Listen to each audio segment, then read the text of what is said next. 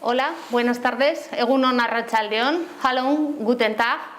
Bienvenidos a esta sesión de webinar que hemos organizado dentro del Etorkizun Eraikiz, dentro del ciclo de conferencias del think tank que tienen como finalidad mirar hacia Europa, mirar hacia cuáles son los retos estratégicos que tenemos en el conjunto de la Unión Europea y también en nuestro territorio. Y para hablar de ello voy a dar la palabra en primer lugar al diputado de Medio Ambiente, José Ignacio Asensio, que nos dará la bienvenida y hará la apertura. José Ignacio, nahi duzuna. Vale, es que con Mónica. Muchas gracias, Mónica. Buenas tardes a todos, a todas. Pedimos disculpas por la demora, pero bueno, voy a intentar ser breve. Y acto seguido cederé la palabra a Christian Egger. Para empezar, solamente queda decir que celebramos este ciclo enmarcado dentro de la actividad de Etorkizun Eraikiz y hoy en especial se va a emitir en inglés y en castellano, así que paso a castellano. Buenas tardes a todos, perdonad porque hemos tenido alguna dificultad para empezar en hora, pero bueno, ya estamos en ello. Como decía Mónica, hoy contamos con Christine Egger para que nos dé una sesión magistral que luego podremos debatir brevemente. Por mi parte, dar las gracias, ¿no?, por su presencia. Toda la sesión de hoy la hacemos dentro del programa Etorkizun Eraikiz, que como sabéis significa que desde Guipúzcoa, desde la Diputación Foral de Guipúzcoa, estamos ideando cómo tiene que ser ese futuro y qué pasos tenemos que dar para tener un futuro mucho más sostenible y pues para que nuestra ciudadanía tenga ese futuro que se merece. Hoy vamos a hablar de la transición energética, hablaremos desde el punto de vista de los parámetros que nos mueven desde Europa, conoceremos de primera mano, a través de Christine, conoceremos por dónde van las políticas más vanguardistas, los pasos más aventajados. Pero es verdad que desde Guipúzcoa también podemos aportar los pasos que estamos dando y luego los daremos a conocer.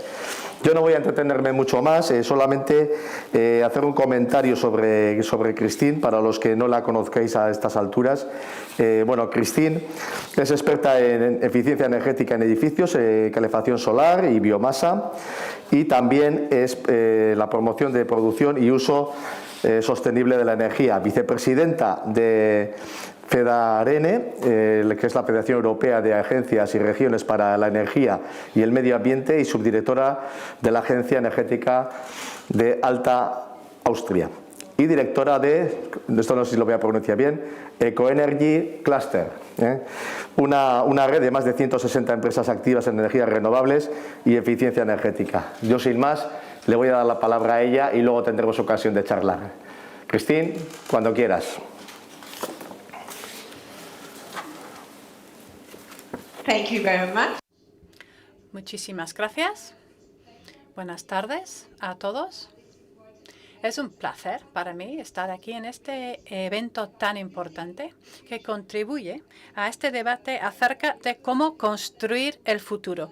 La iniciativa Etorkizun Eraikiz me parece genial, me parece muy bien que ahí en Guipúzcoa estáis pensando no solo en el presente, que es algo muy difícil de lidiar en este momento, pero también en el futuro. Hay que pensar en el futuro, hay que pensar en esa recuperación verde. Y la transición energética es una de las opciones que nos va a ayudar a hacer esta recuperación verde, que sería una recuperación económica, pero también una recuperación que dé lugar a una mejor calidad de vida, mejor economía para nuestros ciudadanos, nuestras empresas y nuestras ciudades. Bueno, ya me han presentado. Muchísimas gracias por esa amable presentación. Pero aquí en mi primera diapositiva se puede ver una de las partes más preciosas de nuestra región. Mi oficina no está ahí, por desgracia, pero es uno de los sitios más preciosos de los Alpes. Pero bueno, nosotros aquí en nuestras oficinas, es verdad que esta mañana hemos tenido nieve y todo ha estado blanco hasta la tarde, así que viene el invierno. ¿Qué voy a hacer en esta presentación? Bueno, voy a hablar acerca de lo que está pasando en Europa. Y voy a coger el ejemplo de nuestra región para mostraros lo que hemos hecho ahí para poder ofreceros un poquito de inspiración. Y luego pues podemos tener un breve debate, un intercambio de opiniones al final. Antes de comenzar, me gustaría enseñaros un par de fotografías. Son fotografías del 2012, hace unos años ya, cuando fui de vacaciones en San Sebastián. Estuve en el hotel Monte Egueldo y esas son dos fotos que yo saqué desde el Monte Egueldo. Cenamos en la Concha. Bueno, me encantó y es una pena no poder estar ahí con todos vosotros hoy. Pero me imagino que en el futuro mejorarán las cosas y con un poquito de suerte podré volver a San Sebastián para sacar más fotografías preciosas del País Vasco. Es un sitio que he visitado muchísimas veces en el pasado y espero hacerlo más veces en el futuro. Bueno, ahora os voy a presentar mi propia región. Aquí podemos ver dónde está. Está en el norte de Austria. La capital se llama Linz. Tiene una población de 1,5 millones, es decir, 2 veces el tamaño de Guipúzcoa en cuanto a población. Hay que tener eso en cuenta también porque afecta muchas cosas. Somos una región muy industrial. De hecho, somos la región más industrial de Austria. Pero también tenemos zonas rurales. Y de hecho, más de la mitad de la población vive en municipios más pequeños. Mi propia organización se llama la Agencia Energética de Alta Austria. Es una agencia que se dedica a la transición energética, a la protección del medio ambiente, el fomento de energías renovables. Nosotros ofrecemos diferentes servicios, tenemos diferentes programas, hacemos labores de networking y también investigación. Luego hablaré un poco más acerca de nuestras actividades, pero en primer lugar deberíamos abordar la siguiente pregunta. ¿Qué es la transición energética? Es algo que se oye mucho, pero muchas veces no sabemos muy bien qué significa. ¿Qué significa entonces? Bueno, significa la eliminación gradual de los combustibles fósiles, el petróleo, el gas, el carbón. ¿Y cómo lo hacemos? Bueno, lo hacemos a través de una combinación de mejorar la eficiencia energética y utilizar fuentes de energía renovable. Hasta ahí todo claro, ¿verdad? Tenemos que ser más eficientes y tenemos que utilizar fuentes de energía renovables para poco a poco ir eliminando el uso de los combustibles fósiles. Desde el año pasado tenemos un nuevo objetivo europeo, que es decir, tenemos que llegar a la neutralidad climática para el 2050. Luego explicaré un poquito más qué queremos decir cuando hablamos de la neutralidad climática. Y ahora voy a hablar un poquito de la situación en Europa. En general, tenemos una serie de principios clave. Es decir, priorizamos la eficiencia energética y las fuentes renovables, pero a la vez tenemos que garantizar una energía asequible y garantizada, también segura, y también queremos integrar y interconectar el mercado energético digitalizado. No sé si habéis oído algo de las emisiones de gases de efecto invernadero. Me imagino que sí, pero hay algo que hay que tener en cuenta cuando hablamos de la descarbonización. La descarbonización quiere decir eliminar el carbono del sistema. Y tenemos que tener algo en cuenta, y eso es que el 75% de todas las emisiones de gases de efecto invernadero tienen que ver con la energía. Esto es algo muy importante que deberemos de tener en cuenta siempre cuando hablamos de la neutralidad climática, cuando hablamos de los diferentes campos en los que tenemos que actuar. Pero lo más importante es que el 75% de todos esos gases, esas emisiones de los gases de efecto invernadero proviene del sector energético y solo el 17% de toda la energía que consumimos proviene de fuentes renovables, solo el 17,5%. La mayor parte de las emisiones de gases de efecto invernadero entonces proviene del sector energético. Entonces, para conseguir la neutralidad climática, vamos a tener que reducir las emisiones de estos gases en todos los sectores, no solo en el sector energético. Tenemos ahí arriba la agricultura, que es un sector clave, pero bueno, es una parte relativamente pequeña del total. Y luego tenemos el sector residencial, el sector terciario, transporte, industria, todo el mercado de electricidad. Y con los años, como se puede ver en esta gráfica, bueno, hasta el 2050, que solo es dentro de 30 años. Y si nos remontamos 30 años al pasado, estamos hablando de 1990, que tampoco está muy lejos en el pasado. Tenemos 30 años, entonces, que no es tanto tiempo. Y habrá algunos sectores en los que no vamos a poder hacer una descarbonización completa. Y por eso tenemos... es verdad que necesitamos hacer el secuestro del carbono, y el secuestro del carbono lo hacemos en el sector forestal. Pero bueno, eso es una parte muy pequeña. Lo que tenemos que hacer es reducir las emisiones, y tenemos que centrarnos en el sector energético y en la industria. Y eso significa un cambio muy importante. Estamos hablando de una transformación que va a afectar la vida de todos los ciudadanos, ciudadanas, y todos los órganos públicos y todas las empresas. No estamos hablando de algunas medidas técnicas que van a realizar algunas empresas o el gobierno. No, estamos hablando de una transformación de gran envergadura. Y hay que tenerlo en cuenta a la hora de pensar en cómo lo vamos a hacer.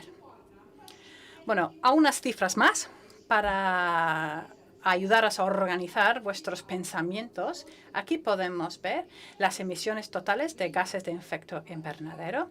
En verde vemos agricultura. Tenemos ahí en gris los residuos. En azul oscuro tenemos las industrias energéticas, es decir, generación de electricidad, transformación de gas, etc. En rojo podemos ver el transporte, básicamente. En amarillo vemos transporte. En rojo podemos utilizar diferentes usos de combustibles, es decir, petróleo, carbón, etcétera, en los diferentes sectores. Y luego también tenemos procesos industriales en azul clarito. Podemos ver que se divide más o menos en tres partes: las industrias energéticas, uso de combustible y transporte. Es decir, una transformación de gran envergadura que va a tocar muchos diferentes campos. Si miramos la producción de energía en los diferentes países europeos, podemos ver que una tercera parte proviene de energía nuclear, una tercera parte también de energías renovables, y también más o menos una tercera parte, un poquito menos, proviene de los combustibles sólidos.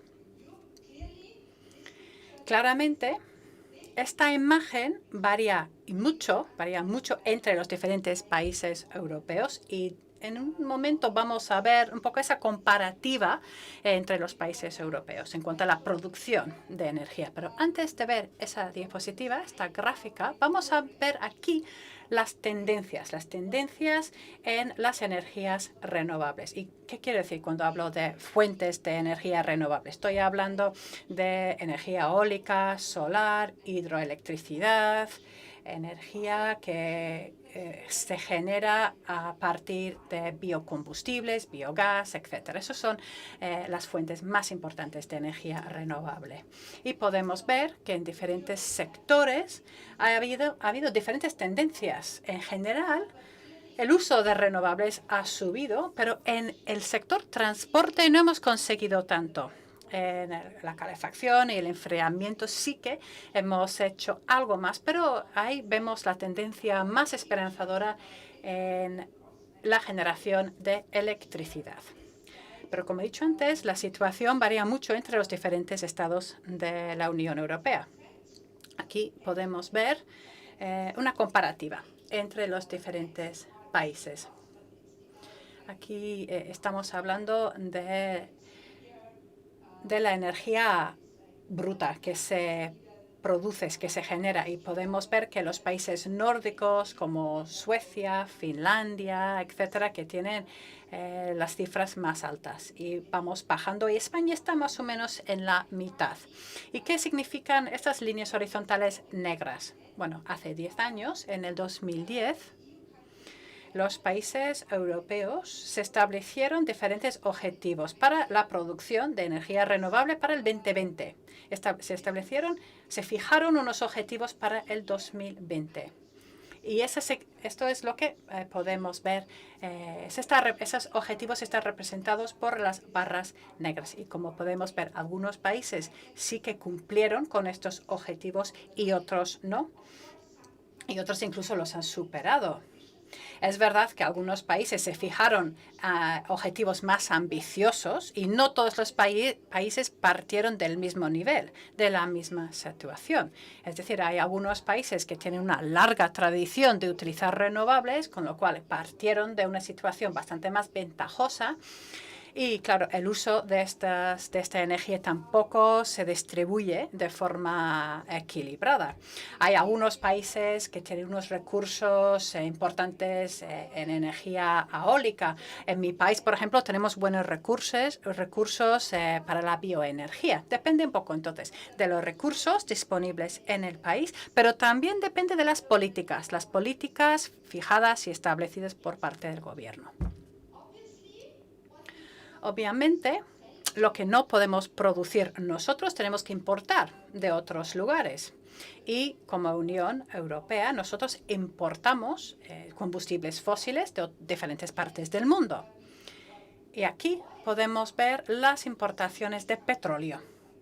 Importamos petróleo de países como Rusia, Irak, Arabia Saudí, es decir, países que no son del todo democráticos, tampoco son muy estables. Si vamos mirando aquí, vamos más hacia la derecha, podemos ver Libia, Kazajistán, etcétera. Hay países bastante inestables. Entonces, la situación geopolítica en nuestro planeta difiere mucho de un lugar a otro. Entonces, hay que saber de dónde vienen estos recursos, de dónde importamos estos recursos para poder entender mejor el impacto político que estas importaciones pueden tener. Dos gráficas más. Ahí no sé si se puede ver muy bien esta gráfica, pero esto representa cómo se produce la electricidad en los diferentes países europeos. En azul marino podemos ver la electricidad o la producción de electricidad a partir de combustibles fósiles. Es decir, en Chipre, por ejemplo, casi toda la electricidad que se genera a partir de combustibles fósiles. Y Suecia, que está justo ahí a la derecha, casi no tiene ninguna electricidad que se produce a partir de los combustibles fósiles. Y España, podemos ver España, está ahí con esa flecha roja, está más o menos ahí en la media europea, y mi propio país, Austria, como tenemos muchos recursos hídricos, pues nosotros generamos mucha electricidad a partir de la hidroenergía. Entonces, aquí es otra imagen más de la situación para ayudarnos a entender mejor esa situación tan compleja. Claro, esa electricidad, ¿dónde se consume? Pues en nuestros coches, en nuestra industria y en nuestros edificios. Y se ha centrado mucho últimamente en el consumo energético en edificios. Y en el hecho de que necesitamos renovar los edificios antiguos, ese parque de viviendas que tenemos, que es un parque bastante antiguo. Y aquí, en esta gráfica, vemos la edad de los edificios en los diferentes países de la Unión Europea. Hay algunos países que tienen un parque de viviendas bastante antiguo y hay otros países que tienen un parque de viviendas y edificios más nuevo. La calidad, claro, de estos edificios será bastante distinta. Si miramos a mi país, a Austria, por ejemplo, tenemos muchos edificios excelentes del siglo pasado, del siglo XX. Normalmente en mi país los peores edificios son los edificios de la década de los 70. Porque en la década de los 70 prestamos muy poca atención a la calidad de los edificios, con lo cual estos edificios de los años 70 suelen ser los edificios menos eficientes y con peor rendimiento. En los años 80 empezamos a mejorar un poquito, pero los edificios muy buenos, con los edificios muy eficientes son los edificios que hemos construido durante los últimos 10 años. Ahora me gustaría explicar un poco este reto que tenemos ante nosotros. Es un reto muy importante, es un reto muy complejo y de gran envergadura. ¿Y qué podemos hacer juntos para armarnos de valor, para enfrentarnos a esa tarea tan difícil? Bueno, los líderes europeos han ideado algo que me parece algo bastante, que me inspira mucho, por lo menos. Es una idea muy interesante. Bueno, no es solo una idea, es una política muy importante. También es un paquete de financiación y se llama el Pacto Verde Europeo. Y yo creo que hicieron lo que deberían de hacer, y de hecho hicieron antes de que empezó todo eso de la COVID, inventaron ese concepto, el concepto del Pacto Verde Europeo. Y dijeron, no es solamente una política medioambiental, es también una política para el crecimiento y es una política para generar empleo. Y para alguien como yo, que llevo desde los 90, trabajando en ese campo y muchas veces me he visto relegada a un campo de menor importancia, porque cuando antes hablábamos del medio ambiente, de las energías renovables, nadie nos hacía ni caso, y solo ha sido durante los últimos 10 años que ha cobrado la importancia que merece. Y aquí en esa nueva política, en ese Pacto Verde Europeo, ese pacto coloca todo el tema medioambiental en el centro. Y claro, cuando se anunció todo eso, no sabíamos que íbamos a tener esa crisis del COVID y que íbamos a necesitar esta estrategia mucho más que antes. No lo sabíamos, pero nos ha venido muy bien.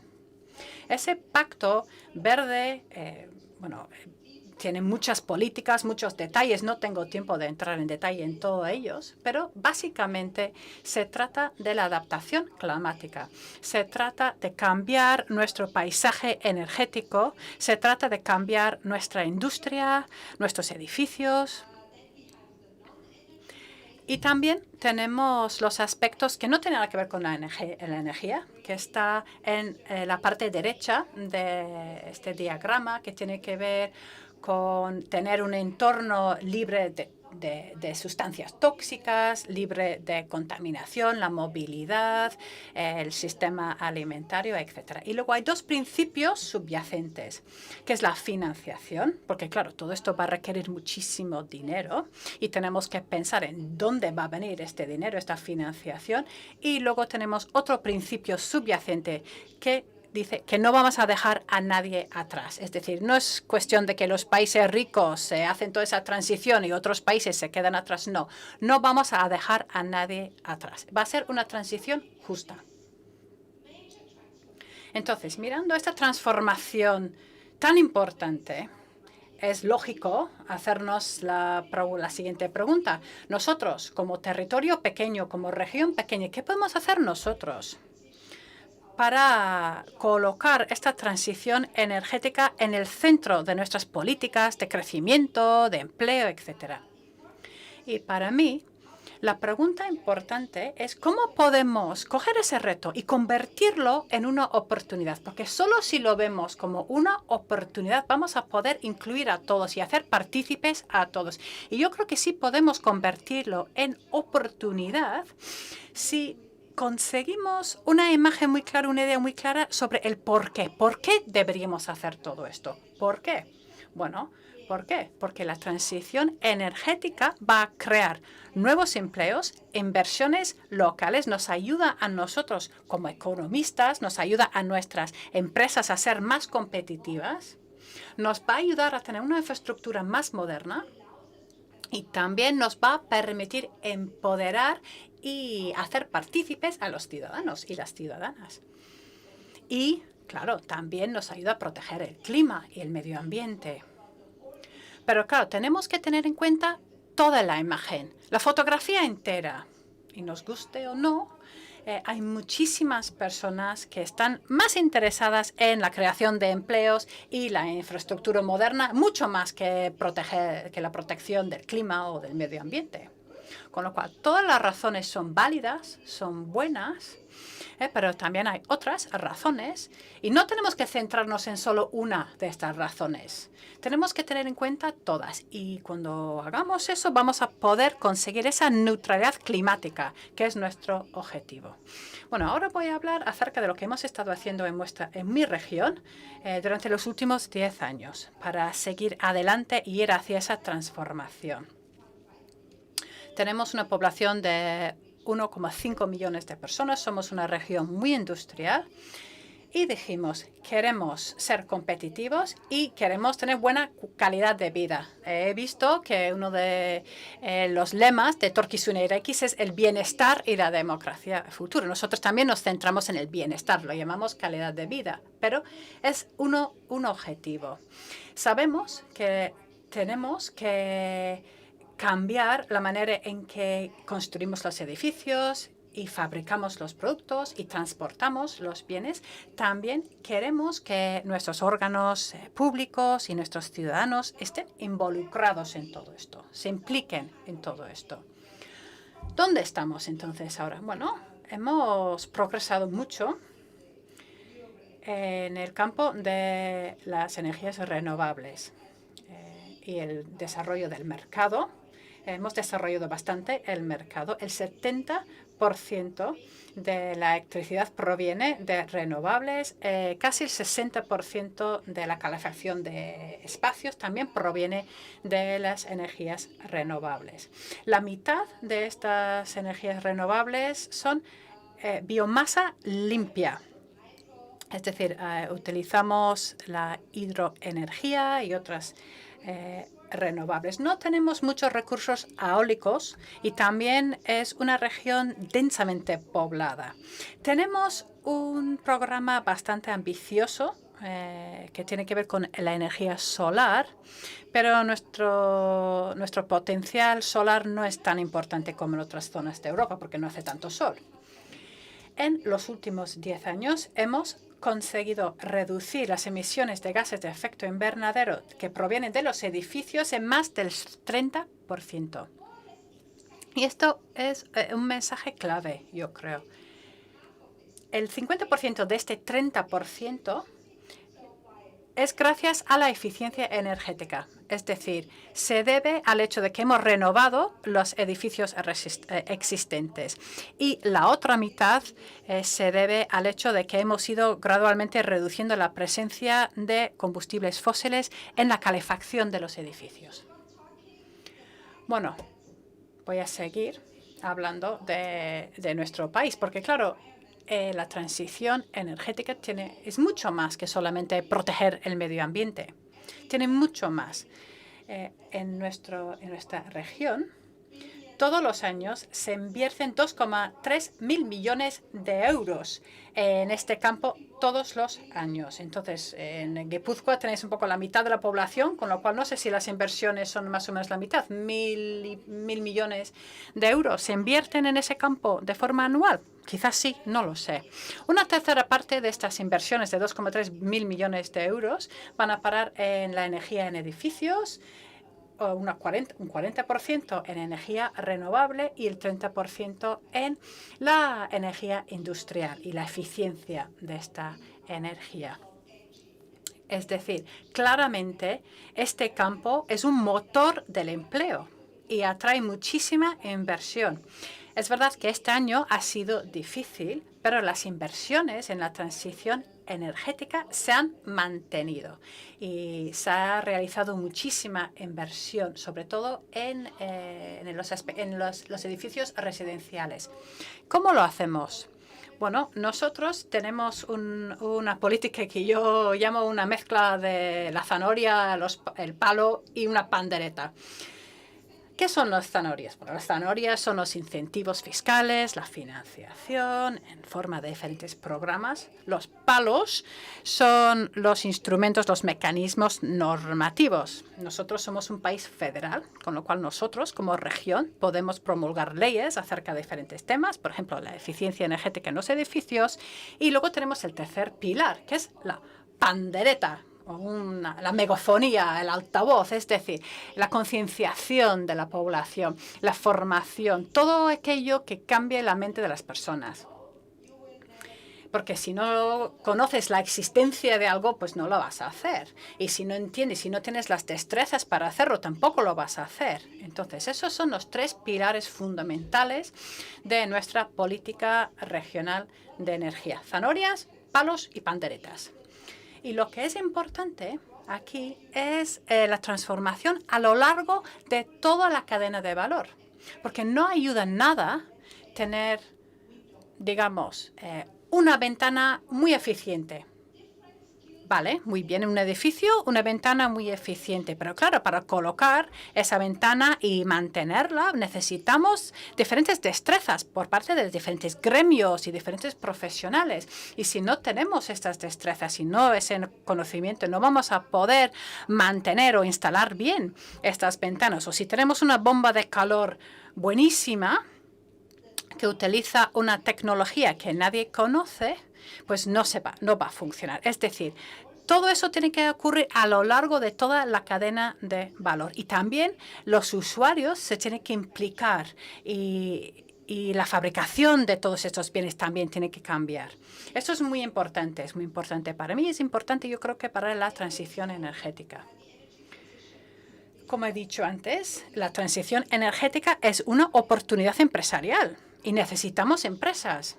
Yo gestiono también una red de empresas que se llama Cleantech Cluster, es decir, el clúster de las tecnologías limpias. Tenemos 250 empresas que trabajan en ese campo. Y nosotros desde el sector público ayudamos a estas empresas a ser más competitivas. Porque si las empresas crecen, entonces nuestro mercado también va a crecer. Y esto, entonces, eso es el negocio. Nosotros les ayudamos a ellos a nosotros, y ellos creen y generan empleos, innovación. Y como he dicho antes, muchas de estas empresas son muy activas en la transición energética en nuestra región. Estas empresas tienen muchísimo éxito y hay muchísimas inversiones que se realizan en la transición energética en mi región. Bueno, voy a hablar un poco ahora de esa pandereta, es decir, la concienciación, la formación. Eso es algo que puede hacer una provincia, un territorio pequeño, porque si hay 750.000 personas, pues no estamos hablando de 50 millones de personas. Se puede comunicar con la población, con los profesionales en un sector específico, las empresas de construcción, los alcaldes, etcétera. Tampoco estamos hablando de muchas personas. Es algo que se puede hacer a nivel local. Se podría hacer desde la Diputación Foral de Guipúzcoa, por ejemplo. Podemos ayudar a las personas a tomar las decisiones correctas. Podemos concienciar a la población para que hagan unas buenas decisiones de inversión. Como sector público tenemos también edificios públicos, con lo cual tenemos que cuidar mejor nuestros edificios públicos. El sector público tiene que dar ejemplo. Claro, no es muy fácil explicar a los ciudadanos que tienen que renovar sus edificios si nuestros propios edificios públicos no están bien renovados y si no utilizan fuentes de energía renovables para la calefacción, para el enfriamiento, pues es muy difícil explicar eso a la población. Y aquí en la diapositiva he puesto toda una variedad de diferentes políticas públicas que nosotros hemos utilizado para cumplir nuestra promesa, es decir, la promesa de dar ejemplo. También tenemos que asegurarnos de otra cosa, y ahí sí es algo que podemos hacer a nivel local. Tenemos que ofrecer soluciones financieras y de financiación innovadoras.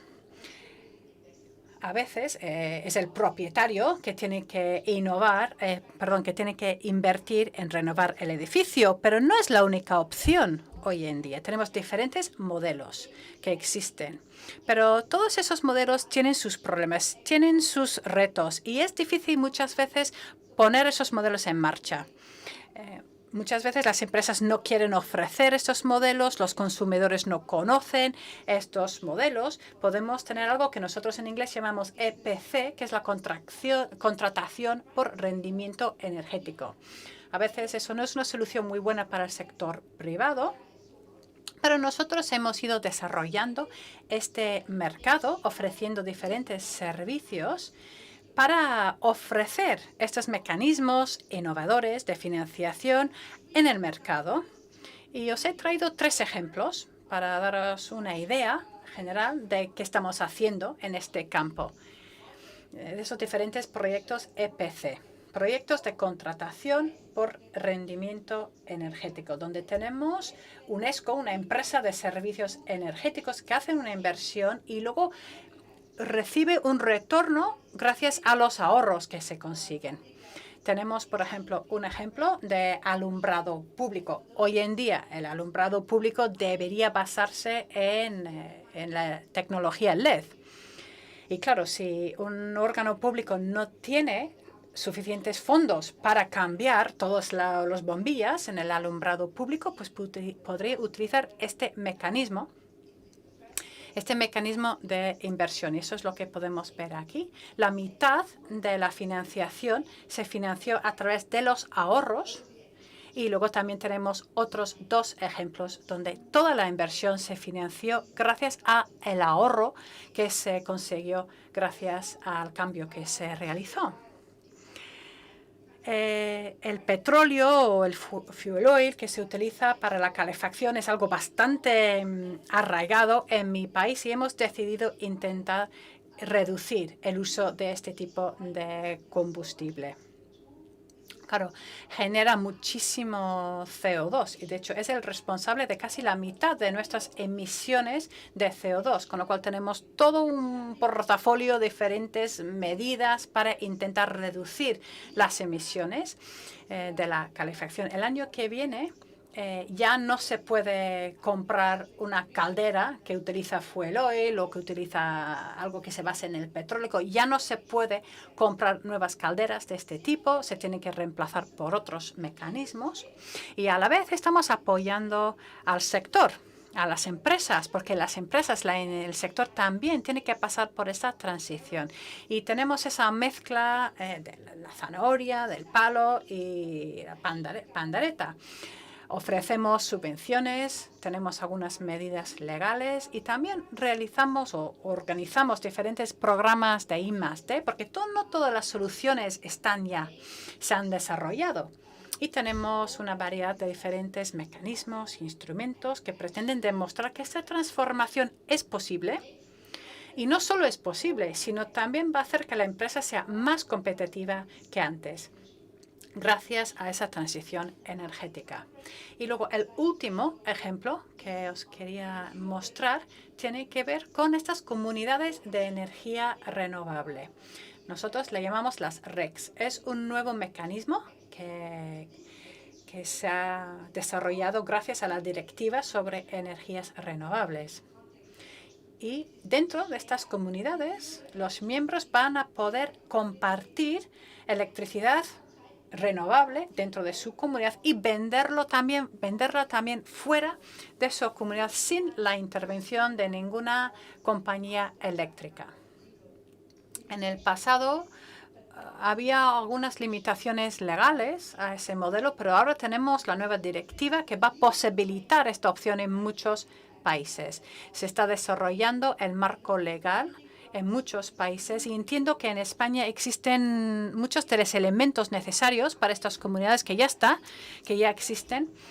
Y yo creo que es una oportunidad muy interesante, sobre todo a nivel local. Es una oportunidad para promover estas comunidades, para que puedan ser pioneras y mostrar a los demás el valor de coger el control de su futuro energético, para que entiendan que no es solamente cuestión de infraestructuras o es cuestión de gastos que no tienen nada que ver con ellos. Bueno, voy terminando y para terminar me gustaría ofreceros algunas reflexiones sobre la acción local. Hace falta datos y hace falta también destrezas a nivel local. Hace falta también un plan de acción y una visión. Y luego los embajadores energéticos pueden desempeñar un papel muy importante. Hace falta tener un apoyo, una información es decir, los órganos públicos tienen que dar información a la ciudadanía sin sesgos. Y tenemos que dar ejemplo desde el sector público y también tenemos que aprovechar el impulso de los temas que actualmente están de moda. Y hay que mandar el mensaje de que aquí no solo estamos hablando de la transición energética, estamos hablando de la creación de empleos, estamos hablando de la economía y si queréis aprender más, pues el año que viene vamos a celebrar unas jornadas sobre energía sostenible, donde vamos a hablar de todos esos temas y muchos más también. Muchísimas gracias a todos entonces por vuestra atención y tengo ganas de comenzar con el debate.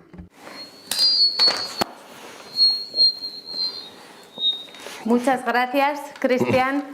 Ha sido un placer escuchar tu presentación. I cannot hear. Es que,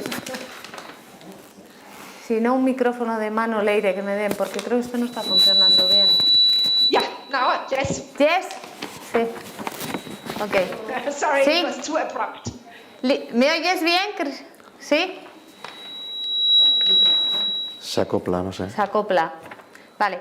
Decía Cristian que ha sido un placer escuchar tu presentación porque yo creo que has hecho un reflejo claro, ¿no?, de todos los pasos que tenemos que tocar y cómo tenemos que trabajar con todos los sectores, con toda la ciudadanía, con el mundo de la educación, de las universidades, un poco cómo hay que trabajar con todos para hacer ese cambio sistémico que necesitamos para transformar la sociedad, porque tú lo decías muy bien, necesitamos una transformación de la sociedad en su conjunto porque todos los sectores se traducen en su reflejo en los consumos de los sectores energéticos.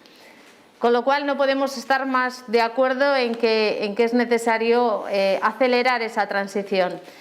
Pero hay una cuestión que te quería trasladar. Varias veces has hablado en tu presentación de la importancia de hacer partícipe a la ciudadanía, de ese empoderamiento de la ciudadanía, como hablan las directivas europeas. Pero sí nos gustaría que si pudieses profundizar un poco más en qué herramientas habéis empleado, cómo habéis conseguido acercar esa política de transición energética más al ciudadano, porque a las industrias o a los sectores empresariales pues incides en ellos con las herramientas normativas, las herramientas fiscales, pero ¿cuál ha sido la palanca de cambio? ¿Cómo conseguís transformar y acercar esa transición tan necesaria al ciudadano? Thank you very much. This is Muchas gracias. Es una pregunta muy importante, es muy buena, claro, eso es un tema de vital importancia porque sin los ciudadanos y las ciudadanas eso no va a ocurrir. Ellos votan, entonces queremos que estén de nuestra parte. Una actividad clave que nosotros tenemos es que nosotros ofrecemos consejos sin sesgos hacia un producto u otro a los propietarios de las viviendas. Es decir, si tú vives en mi región y te compras una casa y quieres renovar la casa, la vivienda, pero no sabes muy bien qué es lo que hay que hacer primero, comprar nuevas ventanas, coger un nuevo sistema de calefacción, etc., nos puedes llamar y nosotros, de forma gratuita, te ofrecemos un asesor energético. Es un asesor energético independiente que te guiaría por todo el proceso y te ayudaría a tomar buenas decisiones. Decisiones que sean buenas para el medio ambiente y buenas también para ti y para tu vivienda. Nosotros organizamos más de 10.000 sesiones presenciales de consejos, de asesorería. Nosotros 10.000 hemos hecho últimamente. Claro, un servicio de asesoramiento solo es bueno si el público sabe que existe, con lo cual trabajamos mucho con los medios de comunicación, vamos a ferias de muestras locales, también vamos a las escuelas. Y otro canal muy importante son los municipios. Las comunidades dentro de los municipios, los ayuntamientos, porque muchas personas en mi zona, en mi región, viven en zonas rurales, en municipios rurales. Y en estas zonas hay una conexión mucho más fuerte entre las comunidades locales, mucho más que en las ciudades grandes. Os doy un ejemplo de una campaña muy importante que hemos lanzado durante el último año. Se llama Adiós al petróleo. Y ahí vamos a intentar cambiar la manera en que organizamos la calefacción en las viviendas. Hemos trabajado con muchos municipios, les damos un pequeño incentivo financiero, económico, y los municipios se ponen en contacto con los ciudadanos que tengan ese tipo de caldera en sus viviendas. Les hemos dado a los municipios mucha información, diferentes materiales. Y son los municipios los que se ponen en contacto con la ciudadanía para hablar del medio ambiente, del coste energético, pero también hablamos mucho del modelo de negocio, de las ventajas de un edificio más moderno, que va a ser un edificio, una vivienda mucho más confortable. Y que también el hecho de que vamos a tener un futuro seguro si hacemos el cambio ahora. Pueden tener un edificio de buena calidad durante muchísimos años. Entonces, a través de ese servicio de asesoramiento, trabajamos con los municipios, también trabajamos con los medios de comunicación y también trabajamos con los bancos locales. ¿Por qué? Porque muchas personas, cuando quieren hacer una inversión en sus viviendas, ¿dónde van? ¿A dónde acuden? Pues van al banco para ver si pueden sacar un crédito. Y los bancos, las entidades financieras, no quieren estar ahí mucho tiempo hablando de energía. ¿Por qué? Porque quieren vender un crédito. Pero nosotros trabajamos con ellos y les damos materiales, les damos información a los bancos. Les animamos a decir a sus clientes que utilicen nuestros servicios y así podemos ir generando un valor añadido para sus clientes, con lo cual ganan los bancos y nosotros conseguimos más personas que estén haciendo esa transición energética, con lo cual ganamos nosotros también. Porque los bancos tienen contacto a diario con la ciudadanía, con lo cual intentamos ofrecer a nuestros socios estratégicos un valor añadido, porque hay que incentivarles. Pero claro, es un partenariado, es una alianza, con lo cual ellos también nos ayudan a nosotros, nos ayudan a tener mayor acceso a los ciudadanos. Y también tenemos una página web, trabajamos con las redes sociales y, bueno, todos los canales más obvios que hay que tener en cuenta hoy en día. Si alguien está buscando información en Internet, pues nos van a encontrar de forma inmediata, pero también pretendemos activar a la ciudadanía, llegar a las personas que muchas veces ni siquiera saben que existen estos servicios, que no saben qué opciones tienen. Y por eso he hecho hincapié en la importancia de la información sin sesgos. Es una información imparcial y yo creemos que es clave en esa transformación. Gracias, Cristian. José Ignacio, haciendo un poco y escuchando un poco a lo que nos decía Cristian, de qué herramientas, ¿no?, están impulsando a nivel de Austria, le da mucha importancia a la información, a la sensibilización.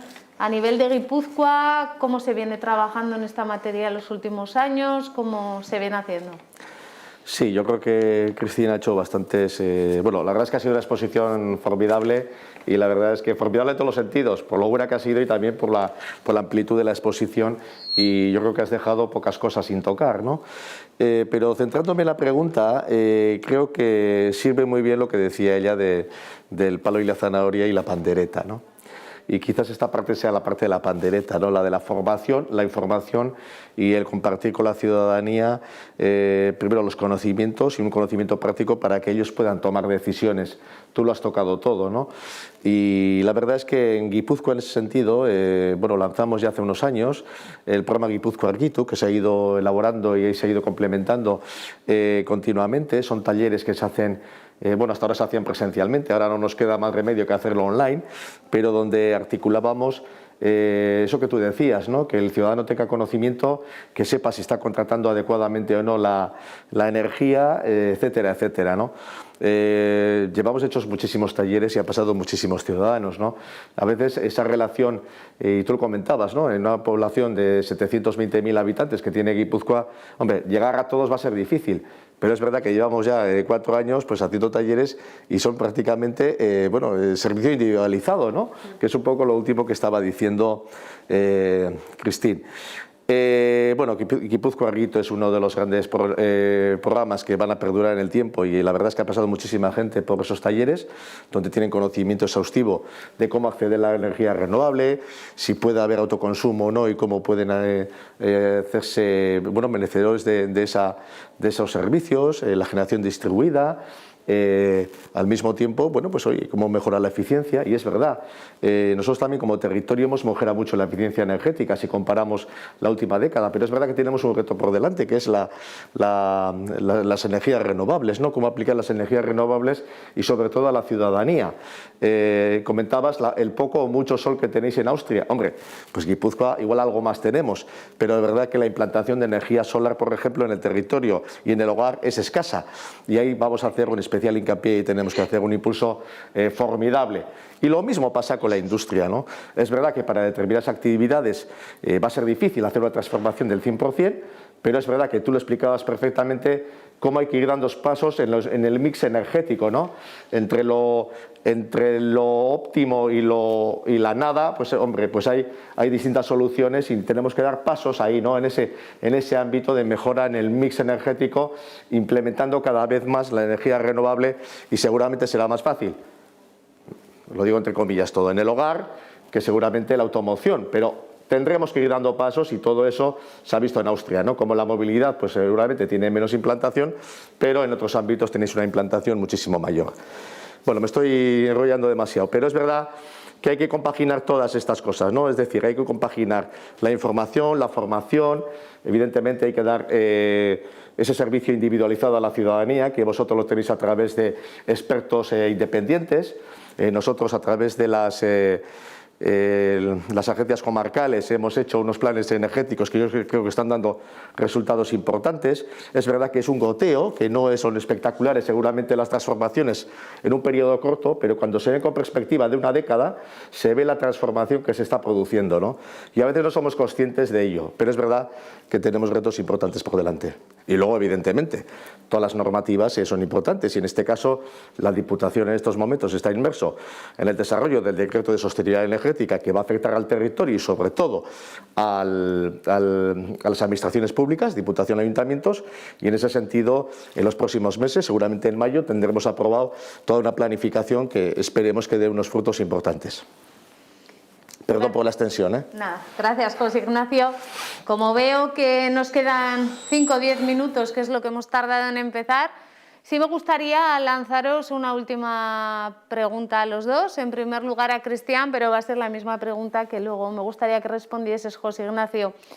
Retomo la última transparencia que ha hecho Cristian y que me da a entender que, pese al desarrollo que ya tiene Austria en los últimos años en toda la temática de la energía renovable, veo que uno de los aspectos que estáis trabajando o que prevéis trabajar a futuro, y dentro de, entiendo que de ese marco del Green Deal, es el tema de las comunidades eficientes energéticamente, comunidades solares, en el caso como las citaba el diputado de Medio Ambiente.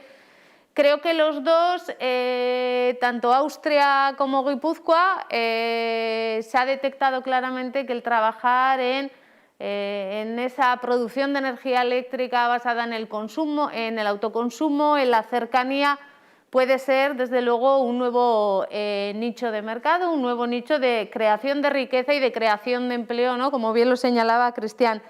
Me gustaría saber la perspectiva de Austria en cuanto al desarrollo de estas comunidades energéticas y un poco su hoja de ruta, y lo mismo la apuesta de Guipúzcoa en el mismo sentido.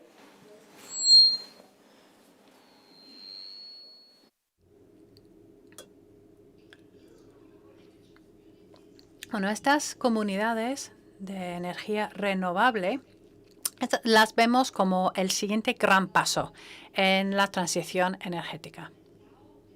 ¿Por qué? Porque van a permitir una nueva colaboración a nivel local. En el pasado, si yo, por ejemplo, tenía una vivienda y había colocado un panel solar y durante el día no estoy en casa y esa electricidad renovable generada por el panel solar se vuelve a la red porque no lo utilizo yo, no la utilizo en electricidad porque no estoy en casa. Y en mi país el precio que puedes conseguir a cambio de esta energía es muy baja. Pero no lo puedo vender a mi vecino, mi vecina que quizás está en casa durante el día y no tiene un panel solar, porque antes lo teníamos que hacer a través de una empresa eléctrica. Pues esa es la situación en el pasado. Pero ahora, con las nuevas comunidades de energía renovable, las personas que viven en una zona geográfica pueden formar una comunidad de energía renovable y pueden producir, generar y consumir la energía renovable. Es decir, puede haber algunos que tienen un panel solar en su casa, en su vivienda, otros que no tienen tales paneles. Habrá diferentes edificios que tengan paneles y otros no. Habrá algunas empresas pequeñas que quizás tienen una planta de biogás dentro de sus instalaciones. Pueden hacer una cogeneración a partir de la madera, etc. Pero todos juntos pueden formar una comunidad de energía renovable. Y nosotros creemos que esto va a crear una nueva dinámica a nivel local. ¿Por qué? Porque las personas que viven en el municipio han mostrado muchísimo interés. Hay muchos municipios que están muy interesados en formar estas comunidades porque es una oportunidad para hacer partícipes a los ciudadanos. Y claro, es una manera de asegurar de que esa energía renovable se consuma de forma local y no se tiene que mandar muy lejos. Porque muchas veces hay personas que tienen paneles solares y que se genera electricidad, pero luego se ponen muy tristes al ver que esa energía se pierde en la red. Algunos tienen sistemas de almacenamiento de esa energía solar, pero son muy pocas. Y la capacidad de almacenamiento tampoco es muy grande. Y muchas veces esa electricidad no se puede utilizar de forma local. Pero con estas nuevas comunidades podemos encajar mejor en la generación con las necesidades. Quizás, por ejemplo, puede haber una escuela que tiene placas solares y al lado hay un restaurante y 5 viviendas. Durante el fin de semana, claro, esa planta de energía solar produce electricidad, pero la escuela está vacía. Pero al lado, el restaurante y las viviendas, pues las personas van a estar ahí o el restaurante estará en marcha.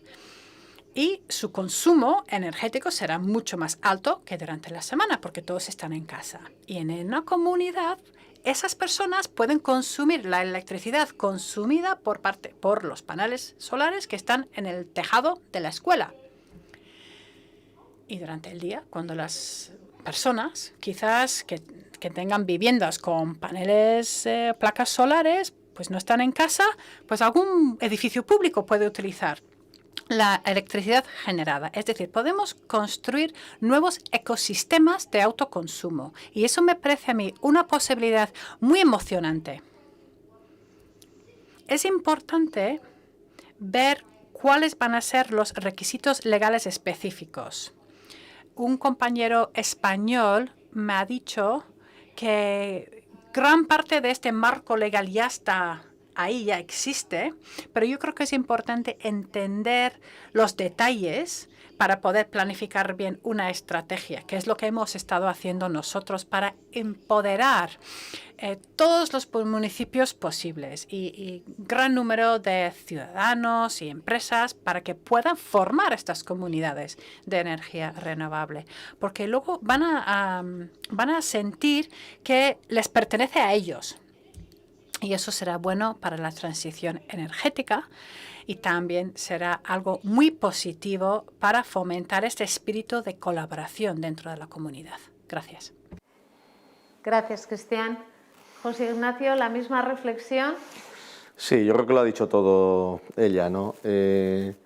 y lo ha explicado perfectamente. Yo creo que es el gran reto y es verdad que bueno, pues tu compañero español te ha explicado bastante bien las modificaciones legales que se han producido, sobre todo en los 2 últimos años, ¿no? Es lo que yo comentaba antes muy brevemente, lo que es el autoconsumo y la generación distribuida, y que tiene que ser la gran transformación del consumo de energético renovable en el hogar, ¿no? Básicamente. Y ahí la verdad, y con algo que has dicho tú, quizás nosotros no tengamos todavía esa implantación, no la tenemos evidentemente, esa implantación y esa concienciación que tenéis vosotros, y de eso tenemos que aprender, ¿no? Y tenemos que aprender, pero nos tenemos que desarrollar rápidamente, tenemos que dar saltos de gigante en ese sentido. Y tú lo explicabas perfectamente, ¿no? Es la labor de la administración local, en este caso los municipios y la Diputación, lo que tocante a Guipúzcoa, y ahí desde la Diputación evidentemente estamos queriendo dar un impulso importante a este fenómeno, ¿no? La generación de cooperativas solares o comunitarias, en este sentido, va a ser fundamental, pero creo que en una primera parte es importante que estemos las administraciones públicas dando cobertura, hasta cierto punto, pero dando cobertura y seguridad de que esos modelos van a ser eficientes, van a ser bueno, pues, con un grado de sostenibilidad no solamente energética, sino en el tiempo, y en ese sentido es fundamental que ahí nos impliquemos. Desde la Diputación estamos impulsando experiencias piloto en una primera parte y de forma de que bueno, pues eso pueda surtir efecto y donde todo el mundo tenga las garantías de que hay un soporte jurídico y legal potente, porque yo creo que en sí mismo el uso de energías renovables, el grado de eficacia que tiene en estos momentos y eficiencia y el coste de producir es equivalente a cualquier otra energía, con el plus, evidentemente, de que son sostenibles y que reducimos enormemente las emisiones, ¿no? Por tanto, yo creo que son todo ventajas. Creo que no hay más coste económico y ahí desde las administraciones locales tenemos que hacer una apuesta fuerte en combinación con la ciudadanía, pero que tiene que ser la ciudadanía, y tú lo decías en parte de tu exposición, se tiene que empoderar en este sentido, ¿no? Y nosotros tenemos que ser garantes de que los pasos que se den ahí sean firmes, sean constantes y que no haya un riesgo, por lo menos no legal o fiscal o de otro tipo, de forma de que estos modelos perduren. En Guipúzcoa somos especialmente sensibles a las necesidades de dar esa transformación energética. Tenemos un grado de dependencia enorme del exterior, generamos muy poquita energía y además tenemos que generar un desarrollo, la próxima década tenemos que desarrollarnos completamente en el desarrollo de energías renovables. Por tanto, el reto es enorme, pero al mismo tiempo es ilusionante y desde las administraciones públicas creo que estamos poniendo los cimientos necesarios, no solamente legales, sino el acompañamiento, la facilitación, la información, la formación y el dar garantías para que esos modelos sean exitosos y aceptados por la ciudadanía, por supuesto. Muy bien. Gracias a los dos. Veo que son las 6:10 pasadas ya, pero bueno, como hemos empezado 10 minutos antes, si os parece, vamos a cerrar este webinar. A mí me gustaría destacar 3, 4 palabras, que creo que han sido las palabras claves que han aportado tanto Cristian como José Ignacio. Yo creo que hemos hablado de la transición energética como cambio de modelo y de un nuevo modelo económico sostenible. Hemos hablado de cambio sistémico, de la transformación de la sociedad y 2 factores fundamentales a destacar: empoderamiento de la ciudadanía y democratización de la energía. Gracias a los dos, gracias José Ignacio, Dankeschön Cristian, un placer haberte tenido con nosotros y muchas gracias a todos los que nos estáis siguiendo pues, a través de las diferentes redes. Gracias, eskerrik asko. Thank you very much. Bye bye. Muchísimas gracias. Adiós. It's been a